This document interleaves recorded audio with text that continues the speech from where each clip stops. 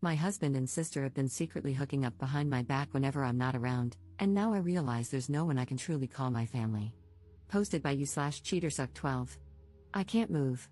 If I move, it becomes real, and I have to accept what I saw and think about what's next. I came home from work early and saw my sister's car, thinking maybe she was dropping off some food from her job. But no, I walked in and saw my husband and sister naked in my kitchen, the kitchen I paid for. As soon as I registered what I saw, I got into my car and left. I kept driving, just driving until I found the hotel I'm at now. I don't want to believe it. I don't know what to do. My sister, my only family, my best friend, the one who's supposed to be there for me and support me. My husband, my person, my other half, the one who's supposed to love and respect me. The two most important people in my life have ruined everything. I've blocked them both on my phone. I don't want to hear any of the BS excuses they'll come up with. I don't want to confront this. I want to go back to this morning when everything was fine. Update 3 days later. Sorry for not replying to comments or updating, things have been hectic. I didn't think I needed to explicitly say this, but by naked, I meant they were completely naked and having sex in the kitchen. I admit mentioning that I paid for the kitchen was odd and kind of funny, but anyone who knows me knows that the kitchen is my pride and joy. So yes, when I saw my sister and husband having sex in my kitchen, it stuck with me. And yes, they did see me. When I got to the hotel, I cried for a few hours and just wanted to tell someone, anyone. The two people I usually turn to when something happens in my life were the two I needed to talk about, and it was 11-something in the evening. I didn't want to disrupt my friends' evenings or burden them. So instead, I came to Reddit, thinking not many people would see it. The response I received was overwhelming. I want to thank everyone who sent me kind words and advice. Thank you so much for all the virtual hugs. I know I only commented once, it's because I had so much to think about and do. I truly appreciate all the love and support. There was so much amazing advice in the comments, though a lot of it was American-based. Regardless, I still appreciate it. One recurring piece of advice was to unblock them and keep the texts and calls as evidence, so I did that. After posting and having another good cry, I realized I needed to get my crap together. I didn't have my sister or any family to help, so I had to do it myself.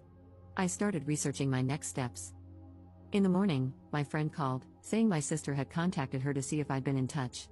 I told her what happened, and she very kindly offered me her spare room and took her day off work to help me sort things out.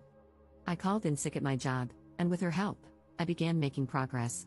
I reached out to a friend who works at a bank, and she helped me start sorting out my finances. My friend also found me a lawyer to consult. After my phone consultation with the lawyer, I was so overwhelmed. Now I understand why so many women don't divorce their cheating husbands. It's such a lengthy, expensive, and emotionally draining process. Thankfully, I make a stable income and can support myself, and fortunately, we don't have kids. I have to remind myself that things won't happen in one day, it will take time. As for the house, his parents bought it for us. To be honest, after what I saw, I don't even want it. I will try to get reimbursed for my beloved kitchen, otherwise, it can burn for all I care. This whole situation has been incredibly draining, but I knew I had to talk to them. There's no coming back for my husband, and when I checked his messages, they said exactly what I expected: I'm sorry. It's not what it looks like. We didn't mean for it to happen. Please come home. I love you, and so on, just absolute BS. A small part of me thought maybe I could forgive my sister since we only have each other. But after reading her messages, all hope was lost. She used the same excuses our father used when he cheated on our mother and abused us, and she echoed the same things our mother would say when excusing his behavior and abusing us herself.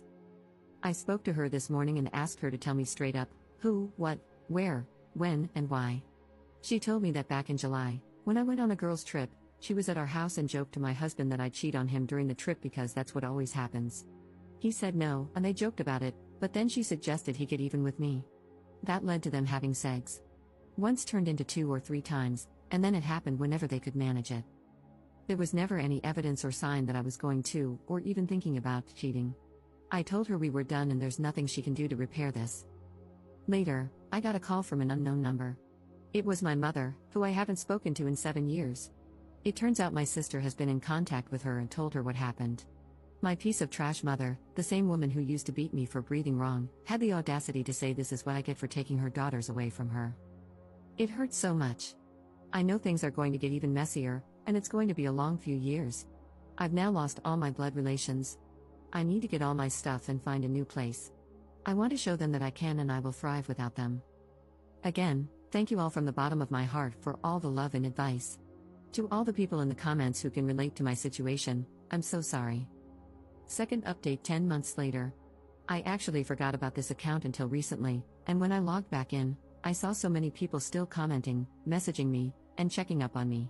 To those people, thank you for your kindness. Since so many of you are still asking for an update, and because I've already shared such a big part of my life, I may as well give a small update.